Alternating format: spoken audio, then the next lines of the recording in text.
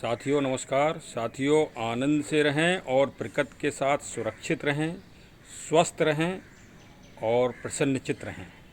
सामने आप जो देख रहे हैं ये बेल का चमत्कारिक पौधा है। इसको चमत्कारिक शब्द से मैं संबोधित कर रहा हूँ और इसके पर्याय को मैं अभी आपको समझाऊंगा। और आज चूँकि अब श्रावण मास की त्रयोदश है, तो अब धीरे धीरे सावन मास प्रकृति का माह है अपने समापन की तरफ आगे बढ़ रहा है। तो भाई जहाँ प्रकृति है वहीं भगवान शिव आराध्य हैं।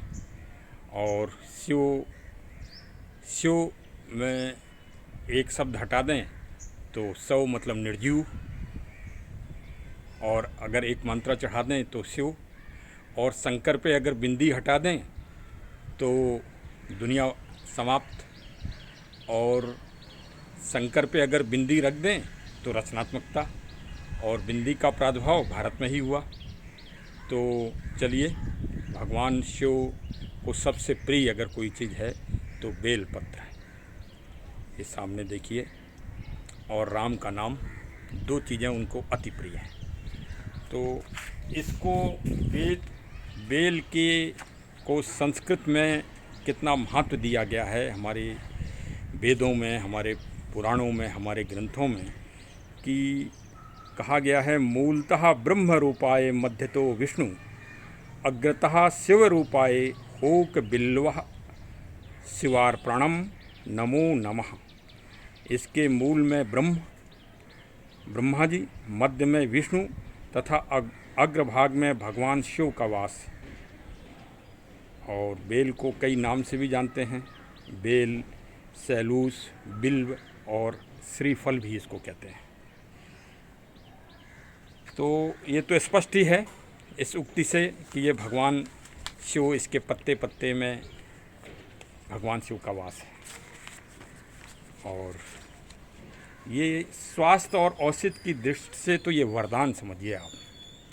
जितने भी रोग सुनते हैं, डायबिटीज हो गया, गठिया हो गया, हार्ट हो गया और एसिडिटी बढ़ गई, इन सब के लिए ये इतना गुणकारी है, बशर्ते आप इसका स्पर्श ही कर लें। ये बेल और रुद्राक्ष दो पौधों में इतनी दिव्यता है कि यदि इनके आप नीचे से गुजर जाएं, इनके आप स्पर्श में रहें, तो ही आप समझिए कि आपके रोग के निदान चालू हो गए। ऐसा हमारे ग्रंथ कहते हैं, ऐसे हमारे शास्त्र कहते हैं, और ऐसी इनकी दिव्यता है। इसको तो प्रैक्टिकल करके भी आप देख लें। और प्रातः 2 पत्ती ही इसकी, अगर डायबिटीज़ या ब्लड प्रेशर वाले पेशेंट, गठिया आदि के लोग अगर इसका सेवन करने लगें और साथ में उस पानी को भी पी लें, तो आप ये समझिए कि जो शरीर में विकार आ गए हैं, जो तत्व जहरीले और विषैले हो गए हैं हमारे शरीर में, वो दूर हो जाएंगे। और औषध की दृष्टि से तो इसको रत्न समझिए, रत्न, अमर तत्व है इसमें। और इसी कारण हमारे जो अब सर्जरी में कोई भी चाहे जितना दावा करे, लेकिन दुनिया के सबसे महान सर्जरी के जो जनक हैं वो सुश्रुत जी हैं, सुश्रुत। और उन्होंने इसको स्निग्धम कहकर पुकारा है, स्निग्धम। और चरक जी ने भी इसको स्निग्ध घोषणम कहा है। मतलब ये कि इसके स्पर्श से ही आप स्वस्थ होने लगेंगे। इतनी बड़ी इसमें इनके पत्तों में और इसके जो एटमॉस्फेयर जो ये ऑक्सीजन या अन्य गैसें छोड़ता है, क्योंकि एक ये भी आप नोट कर लें कि इसमें जब फूल आते हैं तब तो महक बहुत दूर तक जाती है। फूल और फल का भी, फल एक फल आप रख दीजिए तो कम से कम 10 फीट 15 फीट तक उसकी सुगंध जाएगी। इसके पास से जब इसकी पत्तियां नई नई निकल रही हों, नई कोंपल निकल रही हों, जैसे इस टाइम बारिश में बहुत अच्छे इसमें पत्ते हरे भरे हो जाते हैं, इसके पास से भी अगर आप निकलें तो आपको एक विशेष तरह की सुगंध प्राप्त होगी। और वही सुगंध में इसका औषधि तत्व है, ये आप समझिए। और इसमें दोनों तत्व पाए जाते हैं। एक ये भी बात है, ये गर्म भी है और शीतल भी है। तो ये वात विकार जितने भी हैं, पित्त विकार, इनको ये दूर करता है। ऐसा आयुर्वेदिक हमारे जो वैद्य हैं, जो हमारे आचार्य रहे हैं, बड़े बड़े चरक जी, धनवंतरि जी, इन्होंने बड़े बड़े लेख इसके ऊपर लिखे हैं और इसको सिद्ध किया है हर तरफ से। और इसके पांचों तत्व, पत्ते, डंठल, जड़ और फल तो की जितनी तारीफ़ की जाए उतना ही कम है। इसके लिए तो फल वो जितना बाहर से कठोर और चिकना दिखाई देता है, अंदर से उतना ही गुणशील है, उतना ही स्वास्थ्यवर्धक है। अगर आप एक गिलास, जब गर्मियों में लू चलती है, एक गिलास ही अगर इसका आप पी लेंगे तो पूरी गर्मी में आपको कभी लू नहीं लग सकती और कभी आपके पसीने में दुर्गंध नहीं आ सकती। इतनी इसकी मतलब गुणवत्ता है। और इसका एक और हम आपको एक बहुत वैज्ञानिक तथ्य से भी सिद्ध कर रहे हैं।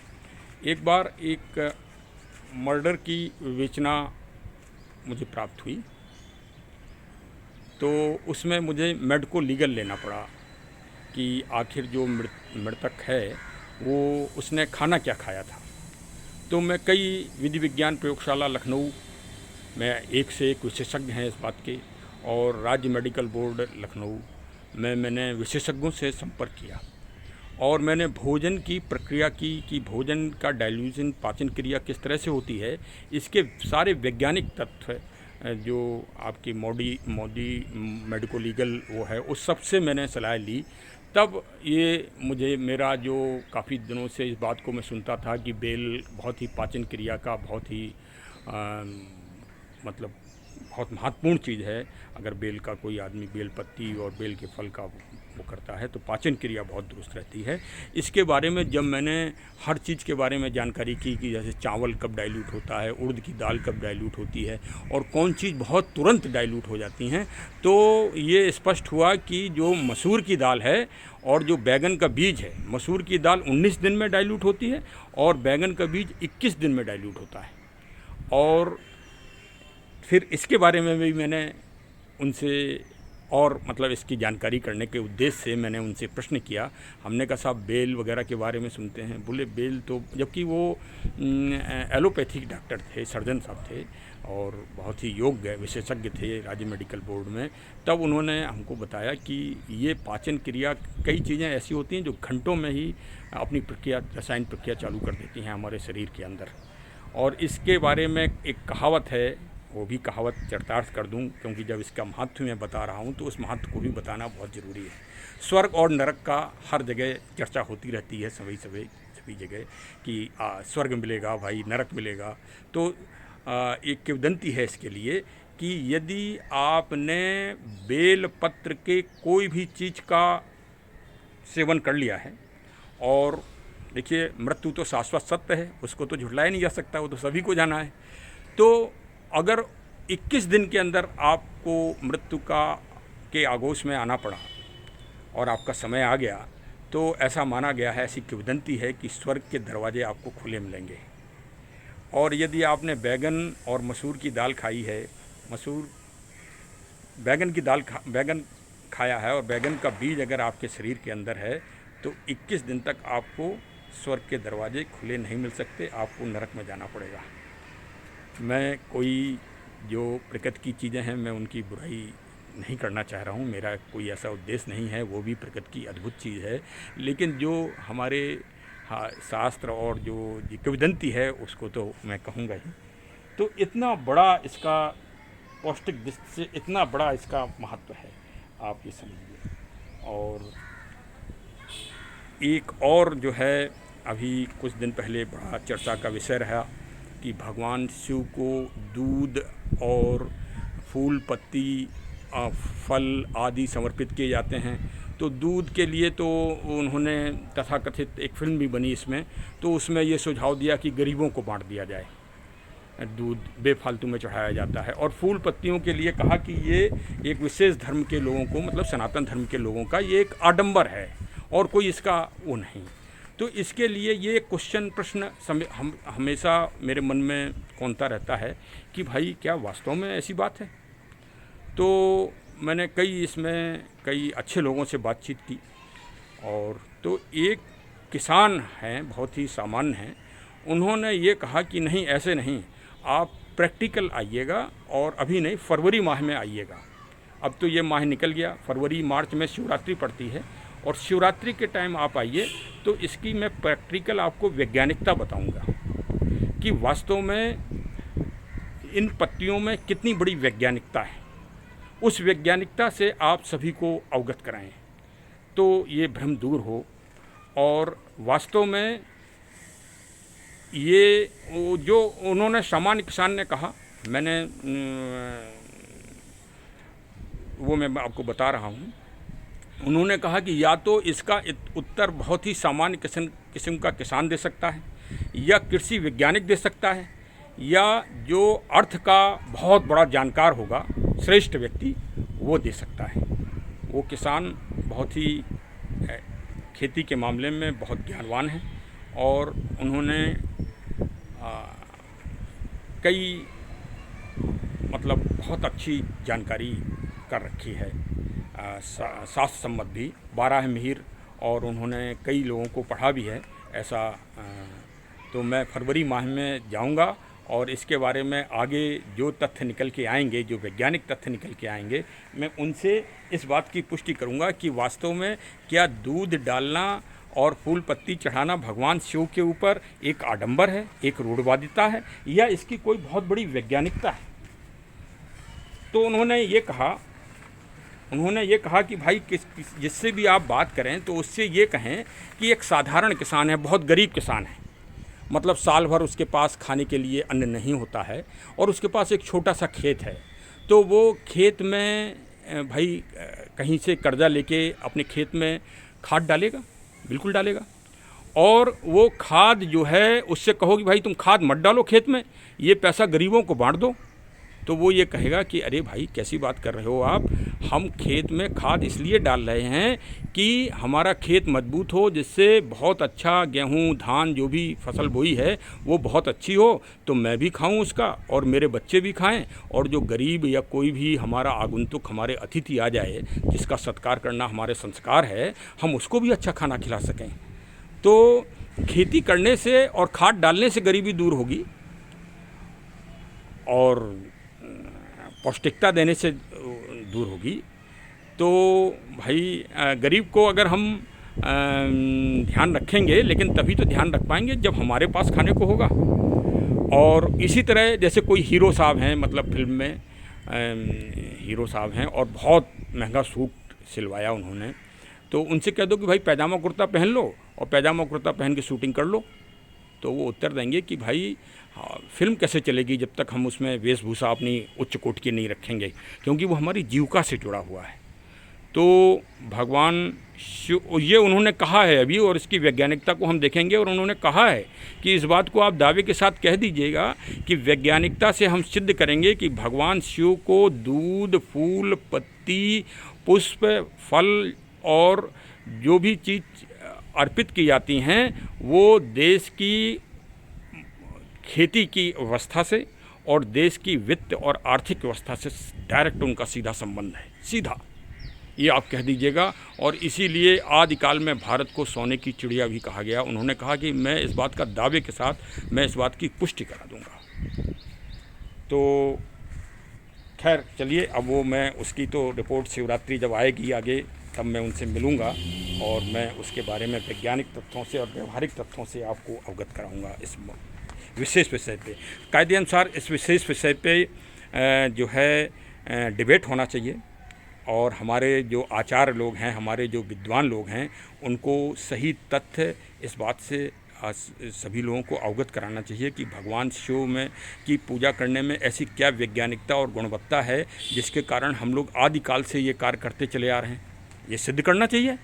अगर कोई प्रश्न समाज में उठा है तो उसको सिद्ध करना हमारे जो मतलब आचार्य लोग हैं, जो विद्वान लोग हैं, उनको डिबेट करके और शास्त्रार्थ करके और इस बात को सिद्ध करना चाहिए। शास्त्रार्थ की हमारी बहुत प्राचीन काल से परंपरा रही है। गार्गी जी और याज्ञवल्क्य जी का शास्त्रार्थ हुआ है और तो शास्त्रार्थ बिल्कुल करना चाहिए। और लोग कहते हैं कि भारत में नारी जगत पीछे है। अरे हम तो कह रहे हैं कि आदि काल में जब याज्ञवल्क्य जी का सामना करने के लिए कोई भी ऋषि मुनि तपस्वी राजा जनक खड़े नहीं हो पाए, तब गार्गी जी खड़ी हुई और उन्होंने कहा कि ऐसे नहीं, मैं हार मानेंगी और मैं आप हमसे शास्त्रार्थ करिए, तभी आप इन गायों को, सिर सोने की मुकुट लगी गायों को आप तभी ले जा सकते हैं राजा जनक जी के दरबार से, वैसे आपको ले जाने की इजाज़त नहीं है। तो खैर चलिए, ये तो इसलिए भी आवश्यक था कि प्रकृति से जब जोड़ा जाएगा तभी उसका महत्व बढ़ेगा। सावन का मास चल रहा है, 2 दिन शेष हैं। जिसने भी अभी अगर जगह है तो इस पावन बेल के वृक्ष को अवश्य लगाइए, जिसमें कई, देखिए ईश्वर को तो किसी ने देखा नहीं है, लेकिन इसकी गुणवत्ता के कारण ही इसको ये भाव मिला है कि इसमें ब्रह्मा विष्णु और शंकर तीनों लोगों का वास है, इसमें गुणवत्ता है, इसमें अमर तत्व है और ये बहुत ही निराला और अनोखा पौधा है। बारिश में जब अगर सूखा भी फल हो, बेल का सूख गया हो और बारिश का सीज़न अगर आ जाए तो उसमें तरलता आ जाती है और उसमें हरियाली आ जाती है। जैसे एग्जाम्पल तौर पे ये आप देखिए, ये ऊपर की डाल सूखी दिख रही है आपको हमारे पौधे की, ठीक है। तो ये डाल अभी जब 2 महीने पहले अगर आप देखते तो ये डाल यहाँ तक सूखी हुई थी, ये यहाँ तक सूखी थी, कोई पत्ती नहीं थी इसमें, इसी तरह सूखी हुई थी। लेकिन जैसे ही बारिश आई है और ये सब पूरा हरा भरा हो गया। और देखिए ये भी डाल, मैं आगे कहिए आपको इसका अपडेट भी दे सकता हूँ कि ये 10, 15, 20 दिन के अंदर अगर इसी तरह का बारिश होती रही, सुहाना मौसम रहा, तो इसमें भी हरे पत्ते आ जाएंगे। ये इसमें अमरतत्व है, इसमें जीवंतता है। तो सभी लोग इसका उपयोग करें, औषधि रूप से करें और प्राकृतिक रूप से घर घर लगाएं, जहाँ जगह मिल जाए वहाँ लगाएं, और नहीं तो घर में गमले में लगाएं। देखिए हमने तो भाई गमले में ही लगा रखा है और इतना बड़ा हो गया है ये, देखिए साहब, बिल्कुल गमले में। और जब देखिए एक चीज़ के ऊपर वो मत डिपेंड मत होइए कि नहीं नहीं हम बेल की पत्ती ही खाएंगे डायबिटीज़ के लिए। अरे कुछ भी मिल जाए, अश्वगंधा मिल जाए, ये मिल जाए, हर श्रृंगार मिल जाए और सदाबहार मिल जाए, जो जिस दिन जो आपको मिल जाए उसी को आप खा लीजिए। भू आंवला मिल जाए तो उसी का आप सेवन कर लीजिए। और भाई नहीं तो फिर मेडिकल की दुकानें तो खुली हुई हैं, वो तो अब तो कई मेडिकल के वो अच्छे दुकानदार जो अगर आपको जान जाएंगे, वो 10% वापस ही कर देते हैं, पैसा भी वापस कर देते हैं, क्योंकि उनको इतना ज़्यादा फ़ायदा हो रहा है। और महामारियां तो आ ही रही हैं एक से एक। भाई अभी कोरोना ही ऐसी महामारी आई, और कोरोना का भी सर्वेक्षण कर लें कि पहली वाली जो वो आई थी, जो पहला राउंड आया था कोरोना का, उसमें सभी लोगों ने प्राकृतिक चीज़ों का उपयोग किया था। इस कारण भारत में वो अपना मूल रूप में नहीं आ पाया कोरोना, और सेकंड वाले में हम लोग भूल गए थे और दवाओं के ऊपर डिपेंड हो गए थे। इस कारण उसने अपना विकराल रूप दिखाया। इसका आप लोग स्वयं आसपास अपना सर्वेक्षण कर लें तो आप पालेंगे। चलिए, हमारा उद्देश्य यही है कि बेल ऐसे दिव्य पौधे को घर घर लगाइए, घर में गमले में लगाइए। ये वास्तु की दृष्टि से भी बहुत उच्च कोटि का पौधा है, इसको आंगन में लगाना चाहिए, गमले में। आपको ये भी बताएं, वास्तु की दृष्टि से बहुत उच्च कोटि का, इसकी जितनी वास्तु की दृष्टि से, इसमें एक दिन हम अलग से आपको जानकारी देंगे वीडियो बना के। तो आज तो इतना ही। श्रावण मास की सबको बहुत बहुत शुभकामनाएं। प्रभु भगवान शंकर सबको स्वस्थ रखें, प्रसन्नचित्त रखें, आज का दिन अच्छा हो, ऐसी हमारी शुभकामनाएं हैं। हमारे चैनल में आप सबका बहुत बहुत स्वागत है, और हमारे चैनल को सब्सक्राइब करिए और इस तरह से एक प्रकृति का छोटा सा कार्य भी करिए सभी लोग। और देखिए सामने इस बारिश के सीज़न में गुलाब में भी कितने सुंदर फूल आए हैं, और ये देखिए एक चौरा भी खिल रहा है, और ये देखिए ये जो है गुड़हल वाइट वाला भी खिल रहा है। प्रकृति अपने पूर्ण खुशहाली में है, इसमें पूर्ण प्रसन्नचित्त है बारिश में। और चलिए साहब, फिर से एक बार दर्शन कर लें, इसके दर्शन ही पर्याप्त हैं। तो बहुत बहुत धन्यवाद, थैंक यू। प्रकट से जुड़े रहिए, हमारे चैनल से भी जुड़े रहिए। धन्यवाद।